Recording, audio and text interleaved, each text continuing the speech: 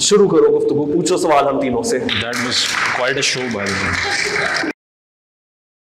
Well, by the fact that there is political liberalism and then there is personal liberalism, lifestyle liberalism as well. अब अगर उस लिहाज से उनके lifestyle की हम जो कंसेप्शन ऑफ एनी कंट्री और एनी स्टेट जो है देखी जाए, तो उसमें तो फिर वो सब भी होना चाहिए जो स्टैनली वोलपर्ट लिखता है।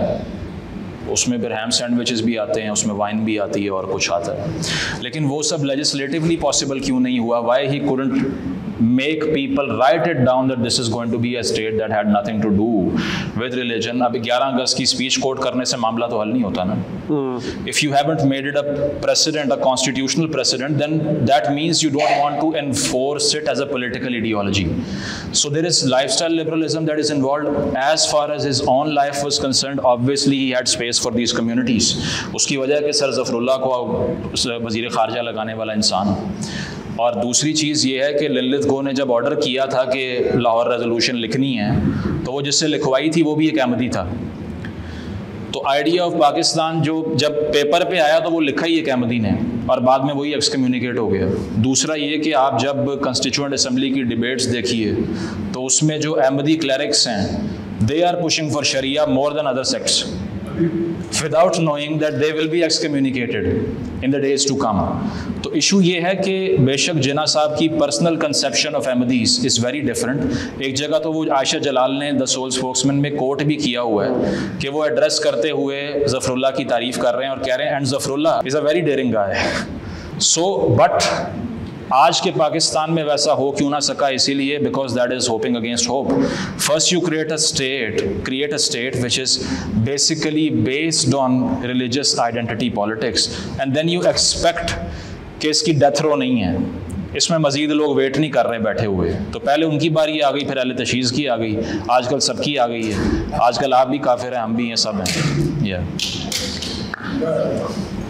Next question.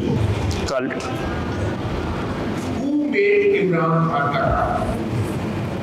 had not been thrown out of vote of no confidence इतने सफ़े लिख चुका हूँ। ये the question that he asked, वो जो वोट ऑफ नो कॉन्फिडेंस वाला जी, अच्छा बिल्कुल। देखें आप जब ये किताब पढ़ेंगे फिर लग रहा है कि हम सेलेंगे, लेकिन वाकई मैंने ना कोई 150 सफ़े इसी चीज़ को लगा दी। नंबर 1, इस कल्ट को बनाया किसने, और ये कल्ट अब तक तो ख़त्म हो जाना चाहिए था, तो क्यों नहीं ख़त्म हुआ। कभी कभार आप जब घर के अंदर दामाद या बहू लेकर आते हो ना, और आपको लगता है कि मेरे नीचे लगा रहेगा, वो ही आपके ऊपर हावी हो जाता है। और यहाँ मैंने ये चीज़ किताब में भी लिखी है कि unlike the other cowards, and I'm calling them cowards, जो बाकी के आपके सियासतदान है ना, जो कल भी बड़ा फख्र कर रहे थे हम सेम पेज पे हैं, and I've seen how that has ended for previous governments as well, and for these people, वो लोग इतने डरपोक हैं, वो कभी फौज को ये नहीं कहेंगे you know what, I am better than you, I am the boss, I am the one who should have the last word, not because I care about people and their rights, no, because I, me and myself, मैं हूँ महान, the red carpet should be rolled for me whenever I go through it। तो ये एक चीज़ होती है पॉपुलिस्ट्स के अंदर, वो उसके ऊपर भी छा जाते हैं जो उनको बनाते हैं। तो 30 साल लगाए थे इस्टेब्लिशमेंट ने एक नैरेटिव बनाने में कि ये भी करप्ट, वो भी करप्ट, ये भी करप्ट, क्योंकि इन्होंने they stop drawing the line. हमें पता है किसके स्विस अकाउंट्स किधर हैं, हम ही ने तो इजाज़त दी थी बना लो स्विस अकाउंट। हमें पता है किसकी एवनफील्ड रेजिडेंसेस किधर हैं, पर बेटा जिस दिन तुमने स्क्रिप्ट से ना पढ़ा तो हम इसी चीज़ को ब्रिंग अप करेंगे तुम्हें आउट करने में, और वो एक तीसरा कहीं बैठा हुआ है उसको ले आएंगे। तो उस तीसरे को लाते लाते कोई 20 साल या 30 साल लगे हैं लोगों के माइंड में बात उठाते हुए। सोना भी है, वर्ल्ड कप भी ला चुका है साढ़े वास्ते, और खरा सच्चा आदमी है। और एक और बात सुनो यार, लड़कियां मरती हैं इस पे, और वो भी फॉरेन वाली। तो पाकिस्तान की पेट्रियार्की को भी प्ले अप किया गया, नहीं तो एवं नहीं होता था कि हमारे बड़े हैंडसम प्राइम मिनिस्टर हैं, उनकी गलती से मेलानिया ट्रंप या केट मिडलटन के साथ तस्वीर आ जाती थी, कहते थे देखो जी वो तो फ्लोर हो गई है, दे totally floored by him and by his charm, वो इतने हैंडसम है, वो डोनाल्ड ट्रंप को भूल गई है मेलानिया।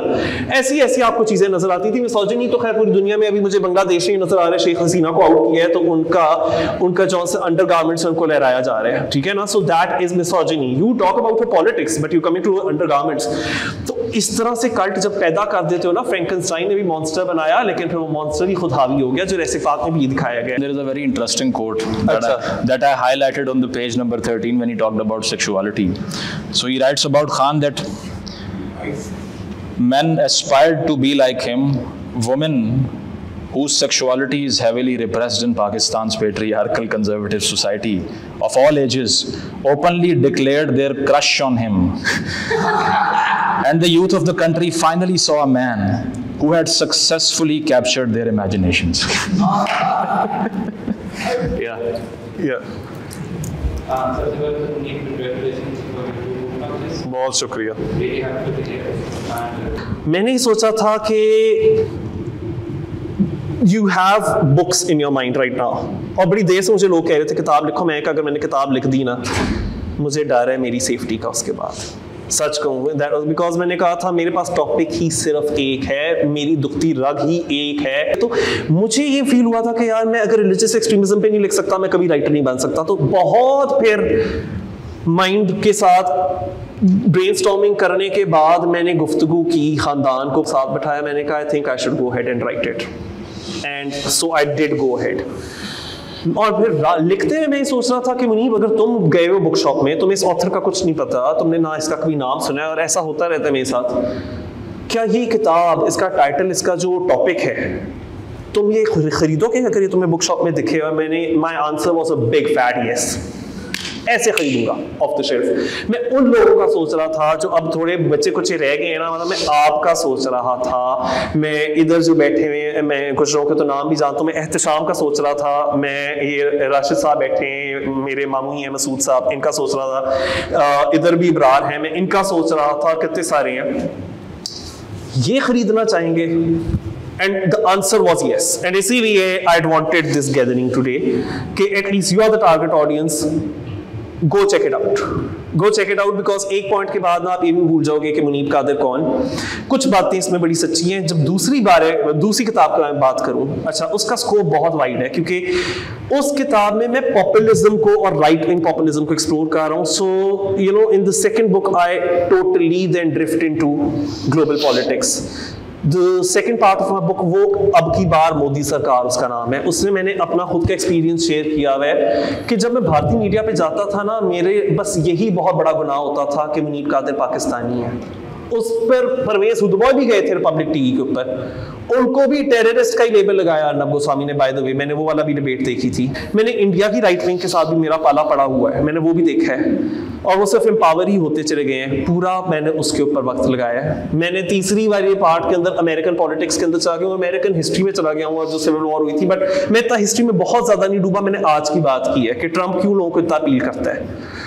फिर मैं ब्रिटेन के अंदर जो फार राइट है, मैं उस पे गया हूँ, टॉमी रॉबिन्सन, लॉरेंस फॉक्स, और फिर जो इसका फोर्थ पार्ट है इस बुक का, वो इजराइल गाजा वॉर इसको कहा जाता है। मैं इसको वॉर नहीं मानता, they are not on equal terms, लेकिन जो गाजा में ह्यूमैनिटेरियन क्राइसिस है, मैं उसमें चला गया हूँ। और वहाँ मैंने बड़ा पर्सनल एक एक्सपीरियंस शेयर किया। मुझे याद है 7 अक्टूबर 2023 को और 8 अक्टूबर को मैं मुजम्मिल के साथ बातें कर रहा था, और मैं कह रहा था यार थोड़ी अब हमारी कुछ private conversation, I am very sorry, but मैं पब्लिक ना कर मैं लेकिन एक हद तक ठीक है। और वो ये है कि मैंने कहा न्यूआंस खत्म हो गया है कॉन्वर्सेशन में। अच्छे खासे लोग जो पढ़े लिखे हैं वो कैसी बातें कर रहे हैं, किस किस्म की बातें कर रहे हैं, हम बैलेंस नहीं स्ट्राइक कर सक रहे अपनी गुफ्तगू में। और फिर उधर ये देखते हैं कि अभी तो खैर जो पाकिस्तान के हमारे राइट विंग है वो तो एक तरफ, फिर मैंने वेस्टर्न राइट विंग को देखना शुरू किया। उसके अंदर उन्होंने कन्फ्लेट कर दिया कि गाजा इज इक्वल टू हमस। हमस मैंने जान के लिखा है, आप ना वो एल्गोरिदम्स पकड़ लेते हैं, तो डू यू कंडेम हमस, वो शुरू हो गया। जिस तरह रंग बलोच को इधर इंटरव्यू किया जा रहा है, जी आप बीएलए को कंडेम करती हो, पहले तो प्रूफ करना पड़ेगा। मुझे कहा जाता है पहले पीपल पार्टी को कंडेम करते हो, उससे पहले कि पीटीआई के बारे में कुछ बोलो भी हो। मैं तो पागल हो गया यार, पीपल पार्टी बहुत बुरी है, बहुत बुरी है, बहुत बुरी है। अब पीटीआई के ऊपर आते हैं, वो भी बहुत अच्छे नहीं है मेरे भाई। सो मैंने ये देखा और मैंने ये बात की थी मुसम्मल से, यार नुआंस खत्म हो चुका है। मैं इसलिए दिल किया था ये वाली किताब लिखूं और सबकी क्लास लूं, क्योंकि मैं ये भी देख रहा हूँ कि जो आपकी एक कम्युनिटी है ना, उनमें से कुछ बड़े अच्छे लोग भी हैं, कुछ की बातें आई एम सॉरी वो फार राइट को एम्पावर कर रहे हैं, एक्स मुस्लिम कम्युनिटी, उनकी भी मैंने कुछ बातें सुनी and they were totally in for it के बूढ़ा हो, बूढ़ी हो, आदमी हो, औरत हो, बच्चा हो, बच्ची हो, सब पे पड़ जाओ गाजा में, क्योंकि वो तो सारे ही हमास हैं। डिह्यूमनाइजेशन जो मैंने देखी, बड़ा नाउमीद हो गया। और क्योंकि मैंने ये सोचा कि in their community they said that they were victims, तो फिर कहीं और किसी को विक्टिम बनते हुए देख रहे हो, कोई एक्सीडेंटली कहीं पैदा हुआ है किसी कल्चर के अंदर, किसी रिलीजन में, they don't deserve to die just because of that. And फिर मैंने यूरोपियन पॉलिटिक्स का लिखा, तो इंटरनेशनली क्यों नहीं इस किताब को रिलीज करा? इसलिए नहीं रिलीज कर पा रहा। मतलब मैंने सोचा, बट मैं रुक गया। मैंने कहा इतनी हिपोक्रेसी है आपकी, जो वेस्टर्न वर्ल्ड भी है ना, मेरे नहीं ख्याल से वो ये सुनने को तैयार है कि मैं इधर नेतन्याहू को बुरा भला कह रहा हूँ, लेकिन मुझे ये भी फिक्र है यहाँ भी जो लोग बैठे हुए इनमें से कितने ये सुनने को तैयार हैं कि मैं हमस को भी ह्यूमन राइट्स या ह्यूमैनिटेरियन नहीं मानता। और मैंने अनअपॉलोजेटिकली इस बुक के अंदर लिखा है कि why I don't condone them and whatever they have done. और उनके भी खिलाफ आईसीसी के अंदर अरेस्ट वारंट जारी हुए हैं, नेतन्याहू के खिलाफ भी हुए हैं। ये वो नुआंस्ड एक कॉन्वर्सेशन है which I was telling Muzammil, I miss, we don't have that anymore. होता क्या है कि ना, अब मेरे सामने आप बैठो ना हारिस, यूजुअली होगा आप और मैं 1000 बातों पे एग्री करते हैं, हमारे कॉमन एनिमीज हैं, पर होगा क्या, आपके और मेरी बिल्कुल एक छोटी बात पे डिसएग्रीमेंट शुरू हो जाएगी। बस सोशल मीडिया पे जाएंगे, स्टेटसेस लिखेंगे, एक दूसरे को डिह्यूमनाइज करेंगे। किसकी मदद कर रहे हो भाई? I was not your enemy and you are not my enemy. उन्हीं की आप मदद कर रहे हो। So ये जो मैंने एग्जांपल दिया ना, थोड़ी बहुत जो डिसएग्रीमेंट्स है चलता है, इसको दबा दो और अपने बीच में कॉमनैलिटी को देखो and just communicate and bridge the gap. So social media पे हम बहुत रिएक्शनरी होते हैं। किताब में क्या होता है, एवरीबडी जस्ट शट्स अप। मैं जब किताब पढ़ रहा होता हूँ मैं कहता हूँ कि Muneeb shut up and I just read this because you have no other option. वो तो लिख चुका जो उसने लिखना था, अब तो तू नहीं चेंज करवा सकता। एंड फिर आप तहम्मुल से रीड करते हो, और इसको खास तौर पे इस किताब को जब पढ़ोगे ना, बहुत जगहों पर जाकर यू विल डिसएग्री, बहुत जगहों पर, and that's a good thing, at least it will set you thinking. बहुत जगहों पे you will also agree and I think that's how conversation start. तो वो जो थोड़े बहुत ऐसे हीरे भी हैं ना, वो भी ये किताब उठा लें, शायद से पढ़ना शुरू कर दें। मैंने वो उनके लिए लिखा था, ये मेरी उम्मीद थी, और दूसरे सवाल का जवाब दे दिया। अभी इंटरनेशनल कम्युनिटी की भी जो सिविलाइज्ड वर्ल्ड है, ग्लोबल नॉर्थ में, उनकी भी हिपोक्रेसी ये है कि मैं नेतन्याहू के बारे में अगर क्रिटिसिज्म कर रहा हूँ, मैं 10,000 गुना, मतलब 10,000 दफा सोच रहा होता हूँ क्या वो ये सुनने को तैयार है, मेरे ऊपर लेबल लगा देंगे? क्योंकि 9/11 के बाद से तो बैठे हुए आपके जितने भी पाकिस्तानी लिबरल्स, हम डबली विक्टिमाइज्ड हैं इन अ सेंस। अब यहाँ भी विक्टिम कॉम्प्लेक्स आ गया कि यहाँ का राइट विंग हम लोगों को बार बार कहता है कि जी foreign funded, foreign funded, foreign funded, और वो हमसे हर वक्त इस चीज का सबूत मांगते हैं कि हम पाकिस्तानी तो हैं पर हम वो वाले पाकिस्तानी नहीं है। That was the driving force. बहुत वक्त ले गया। Next question. Because वो कह रहे थे कि he has been to India and then he has met many PhDs as well. वो भी बीजेपी को सपोर्ट करते हैं, which is a very good question, क्योंकि यहाँ पर मोस्टली लोग ये सोचते हैं कि if you get graduated then your political opinions are very formalized and rationalized. The thing with populist movements is that they don't speak to your understandings but your feelings, and feelings stay the same even if you graduate from Harvard or Oxford as well. तो वो कहीं से भी दुनिया में पढ़ा है, जो हमारा इमोशनल मेकअप है या दिमागी जो साइकोलॉजी है वो बदलती नहीं है। एक फीस की रसीद तो हाथ में आ जाती है डिग्री के नाम पे, लेकिन उससे ये कहना कि हमारा इमोशनल मेकअप चेंज हो जाएगा वो ऑब्वियसली होता नहीं है। Because education elevates our understanding of phenomena but not how we approach reality and what we feel about things. So अगर हम एसएस के अंदर देखें जो नाजीज की टॉप ब्रिगेड थी, most of the people were double PhDs। इसमें मतलब हिटलर की जो एक जो पुलिस आर्म था उसका, उसमें mostly people were highly qualified, graduate level का भी कोई नहीं था, ऑल वर वो पोस्ट ग्रेड थे, सारे रिसर्चर्स थे, एकेडमिक्स थे, but still they believe in his cause because he appeal to their feelings and not the understandings. तो इसीलिए आप वहाँ चले जाएं या यहाँ आ जाएं, आपको खान साहब की बैंड वैगन में, मोदी की बैंड वैगन में, हर बैंड वैगन में पढ़े लिखे लोग भी मिलेंगे, because they are operating in the field of emotions not reason. The thing is कि you know फार राइट का आपने जो कहा है कि डिफरेंट होता है, वो हिंदुत्व का डिफरेंट और इधर डिफरेंट है, बिल्कुल, लेकिन उनमें कॉमनैलिटीज और कॉमन थीम्स है। मैंने ये देखा है, बड़ी मुझे प्रॉब्लम हो रही है। मैंने ना अभी ट्विटर के ऊपर बड़ा कंसर्न एक्सप्रेस किया है कि यू नो मुस्लिम्स के ऊपर पर्टिकुलरली टारगेट किया जा रहा है बरतानिया में अभी रिसेंटली। आपको पता है नीचे ये हिंदुत्व वाले सारे नीचे आ गए, वो कह रहे हैं सिर्फ यही एक तरीका है क्योंकि ये लोग बरतानिया पर और सेकुलर ब्रिटेन के ऊपर शरिया नाफिज करना चाहते हैं। भाई उससे पूछ लो यार प्लीज, तुम करना चाहते हो ऐसा या नहीं करना चाहते? उनमें से काफी होंगे कहेंगे कि भाई हमने किसी को कुछ नहीं कहा, हम तो आराम से टैक्सी ड्राइवर हैं, हम किसी यूनिवर्सिटी में पढ़ाते हैं, हमें वो करने दो, हमारी कोई आइडियोलॉजिकल कल्चर वॉर इधर नहीं चल रही। और होता ये कि फार राइट, मैंने पहले भी कहा था, दुनिया के एक कोने में बैठी दूसरे कोने में बैठी फार राइट को फीड करती है। बताता हूँ कैसे। जब आपके मुल्क में पाकिस्तान में टीएलपी जरावाला, सरगोदा इस तरह के इंसिडेंट्स करता है, जब सियालकोट के अंदर एक श्रीलंकन को बर्न करता है, किसके नैरेटिव को शक्ति मिलती है? वो जो अर्नब गोस्वामी उधर पब्लिक टीवी के स्टूडियो में बैठा है ना, उसको। वो कहते हैं मैं तो कहता था कि ये सारे मदरसा छाप हैं, ये सारे दहशतगर्द हैं। जब फलस्तीन या फलस्तीनियों के ऊपर इजराइल और नेतन्याहू सारे जुल्म करते हैं, और जुल्म तो हो रहा है, मैंने कहा है कि राइट विंग के नैरेटिव में जिस तरह टूटी हुई घड़ी भी दिन में 2 दफा सही वक्त बता देती है, कुछ सच्चाई उसमें भी होती है। कौन एम्पावर होता है पाकिस्तान में? मारिया बी एम्पावर होती है। वो वीडियो बनाती है कि सिंध मूरत मार्च क्यों निकाल दी डॉक्टर मेहरब आपने, जब गाजा में हमारे भाई बहन के साथ, हमारे मुसलमान भाई बहन के साथ जुल्म हो रहा था, तो आपने सिंध मूरत मार्च कैसे निकाल दी? वो ये भूल जाते हो, मैंने किताब में फुटनोट्स दिए हुए हैं मारिया बी के इंस्टाग्राम पेज के। 5 नवंबर 2023 को मारिया बी क्या क्या तस्वीरें लगा रही थी इंस्टाग्राम पे, आयजा खान और वहाज अली के साथ खड़ी हुई थी और फोटोशूट हो रही थी। तो क्या वो नहीं रुक सकती थी गाजा के अंदर जो मुसलमानों के साथ हो रहा था? दरअसल she tried to weaponize what was happening in the middle east to oppress people in her own country, particularly the transgender community, जो कि 1% से भी कम है, बहुत कम है। ये कैसे हो गया कि 0.0001% या जो भी मैंने इधर दिए हुए हैं विद फुटनोट्स इधर रेफरेंसेस, एक इतनी छोटी कम्युनिटी, एक 98% से ज्यादा जो मकदार में एक मेजॉरिटी पाई जाती है, उसको थ्रेटन कर सकती है। मुझे समझ नहीं आ रहा, मुझे वाकई समझ नहीं आ रहा कि अगर डॉक्टर मेहरब की एक आइडेंटिटी है, मेरा एक बिलीफ सिस्टम है जिसमें मैं बिलीव करता हूं कि no one should have the right to use violence against another person just because your inner ideology is different। मुझे नहीं समझ आता how can that be a threat. मुझे लोग कहते रहते हैं, मैंने ये किताब का कवर शेयर किया, रिलीजियस एक्सट्रीमिज्म की बात क्यों कर रहे हो, लिबरल एक्सट्रीमिज्म की बात करो। भाई कौन से लिबरल ने इस मुल्क में क्या कर दिया? हाँ, यहाँ के लिबरल्स को बहुत ज्यादा पावर दे दो, देखना फिर वो भी करके दिखाएंगे। किसी को भी पावर दे दो, तो मैं तो डरता हूँ किसी को बहुत ज्यादा पावर ना दो। तो कल्ट का जो आपने मुझसे क्वेश्चन किया है, मैंने पहले कह दिया था, कल्ट आप तब उस स्टेटस पे पहुंच गए हो, कल्ट स्टेटस पे जिधर you can no longer question. अगर आपको नजर आ रहा है ना कोई एक इंडिविजुअल है, कोई एक इदारा है, कोई ऑर्गेनाइजेशन है, कोई एक आइडियोलॉजी है जिसको अब क्वेश्चन ही नहीं किया जा सकता, समझ जाओ।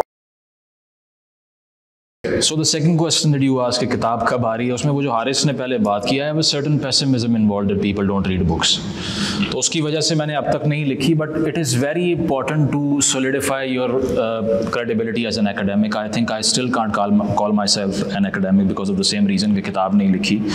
But वो I think it's a very laborious exercise, और जो चीज़ें जिसमें मुझे ज़्यादा पैशन फील होता है, they are very time taking, जैसे फिलोसफी है या और चीज़ें। So obviously it's on the cards and let's see when it happens। दूसरा सवाल जो आपने किया कि अगर आप ये कहते हैं कि रियासत में हमारा कोई रोल नहीं है और पार्लिमानी सियासत का भी कोई फ़ायदा नहीं है, तो ये एक्सरसाइज क्यों है? Well, this exercise is to withdraw support from the authorities that are oppressing us. उसकी वजह है कि जब वो फ्यूल इस्तेमाल करना होता है उन्होंने मेरे और आपके खिलाफ लेजिस्लेशन करने के लिए, तो उनके पास सर्टन काइंड ऑफ सपोर्ट होती है। We are trying to destroy that support, because अगर ये डिस्कोर्स चलता रहेगा, so then we can push people to this side of the spectrum, जो कि अभी आते नहीं है। क्योंकि अगर ये टिरनी ऑफ मेजॉरिटी आप इसे कहते हैं, जिस तरह की डेमोक्रेसी हमने बनाई हुई है, वो यही है ना कि एक मेजॉरिटी कम्युनिटी इकट्ठी हुई और एक माइनॉरिटी को एक्सकम्युनिकेट कर दिया और उन्हें कहा कि ये तो इंसान ही नहीं है। तो इसका मतलब ये है कि majority is truth, truth is validation, it is not an objective entity. तो हम वो करने की कोशिश कर रहे हैं जिससे ये फ्रेमवर्क सारा वन साइडेड हुआ हुआ है, ये डिवाइड दोबारा हो जाए।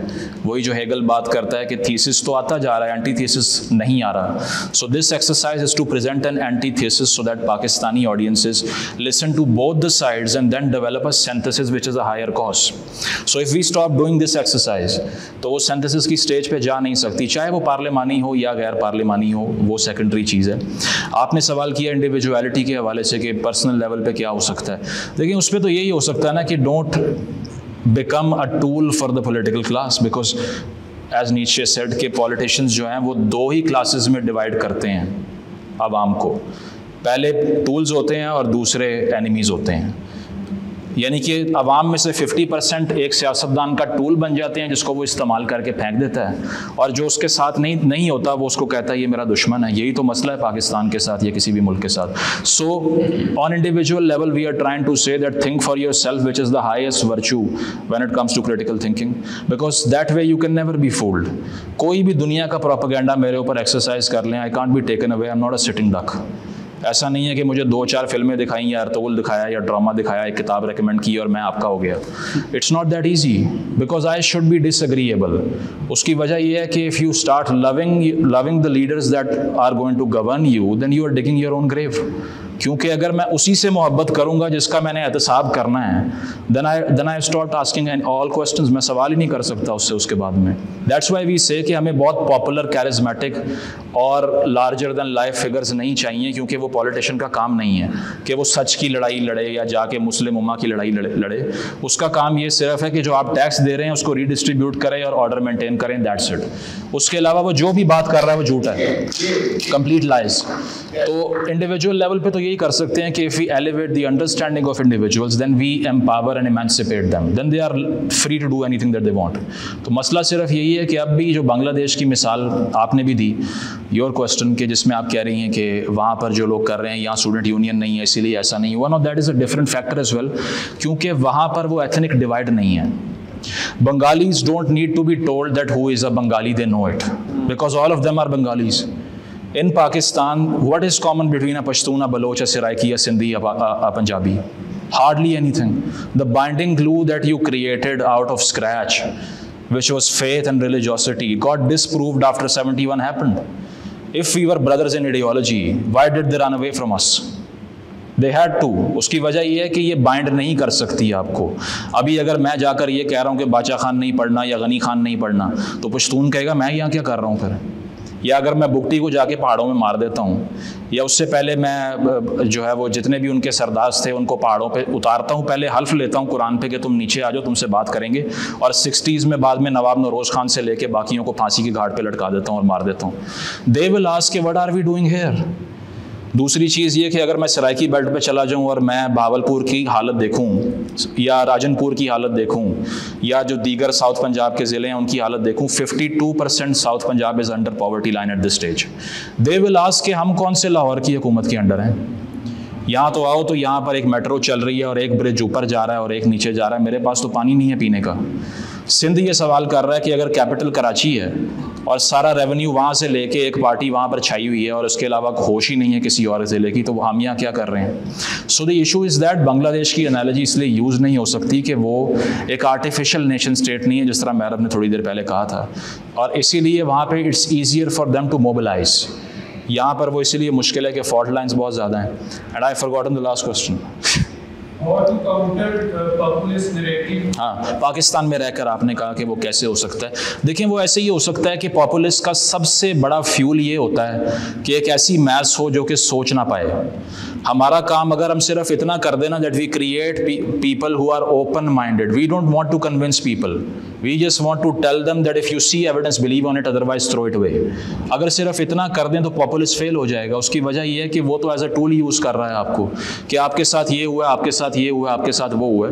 सो the issue is that if you enhance the critical capabilities of people, then they can't be peddled behind the populist. Populist को आवाम को डम डाउन रखना ज़रूरी है उसके लिए, क्योंकि अगर उसके पीछे इंटेलिजेंट मैस आ गई तो पहला सवाल तो उससे ही होगा कि भाईजान वो जो बाहर से 190 मिलियन पाउंड लेके आए थे वो मलिक रियाज के अकाउंट में क्यों जमा करवाए हैं। बाकी लड़ाई तो बाद में लड़ना, सच की या झूठ की या जो भी है, पहले इस बात का तो जवाब दो कि इसका क्या करना है।